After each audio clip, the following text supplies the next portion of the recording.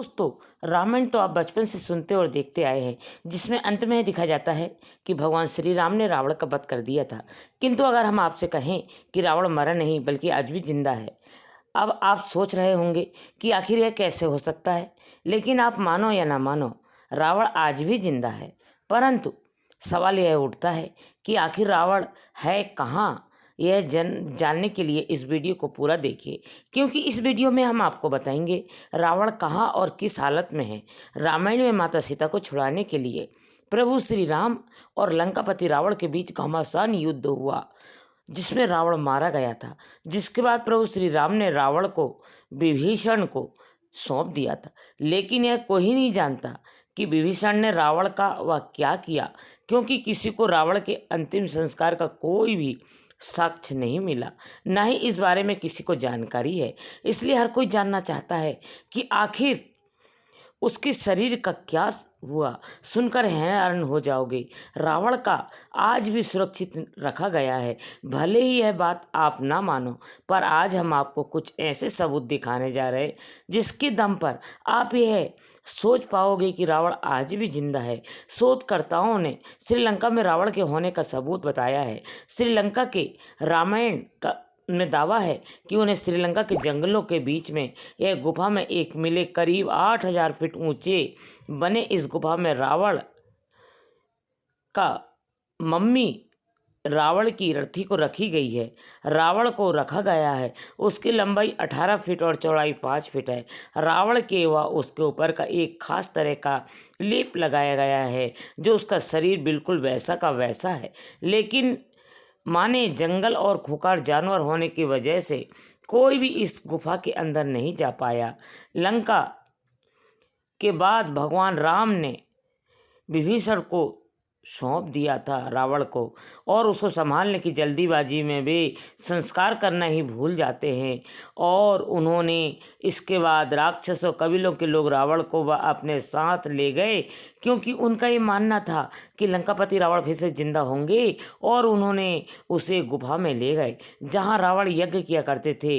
राक्षस ने रावण को जिंदा करने की बहुत कोशिश की, पर वे असफल रहे।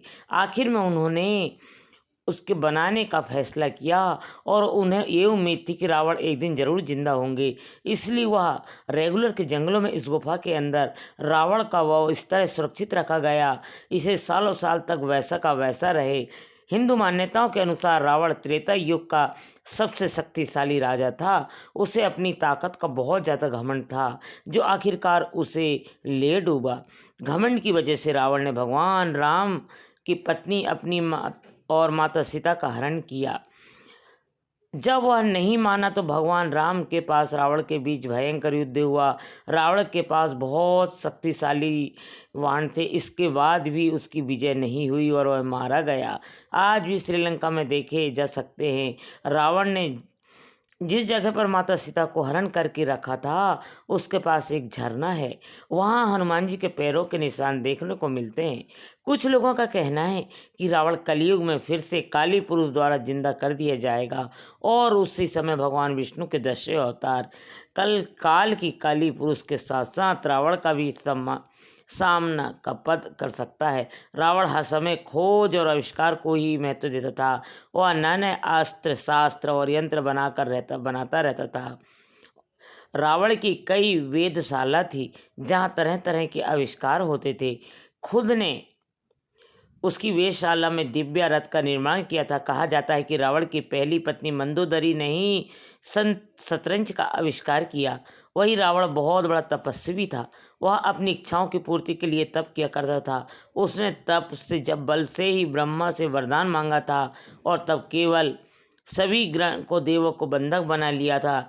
हनुमान जी ने ही शनिदेव को रावण के बंधन से मुक्त कराया था। रामायण के अनुसार रावण को पहली पत्नी मंदोदरी, जो कि रक्षा राजमयासुर की पुत्री थी, दूसरी का नाम धान्य मालिनी था, और तीसरी का नाम अज्ञात है। ऐसा भी कहा जाता है कि रावण ने उसकी पत्नी की हत्या कर दी। रावण अपनी पत्नी की बड़ी बहन माया पर भी वासना युक्त नजर रखी थी। इसलिए रावण ने विष्णु भक्ति प्रयास करने का प्रयास किया था, जिसके चलते उन्होंने अपनी देह त्याग दी और श्राप दिया कि एक स्त्री के कारण उसे मृत्यु होगी। मान्यता के अनुसार उस युवती में सीता के रूप में जन्म लिया था। रावण में लाख बुराई हुई थी, पर भी उसने माता सीता के साथ कुछ गलत नहीं किया। आपने यह बात जरूर सुनी होगी, पर इसकी सच्चाई कुछ और ही है। रामायण के अनुसार विश्व विजय के करने के लिए जब रावण स्वर्गलोक पहुंचे, जहां उसे रंभा नाम की अप्सरा दिखाई दी, उसने कामतुर होकर रंभा को पकड़ लिया। तब अप्सरा रंभा ने कहा कि आप मुझे इस तरह से स्पर्श न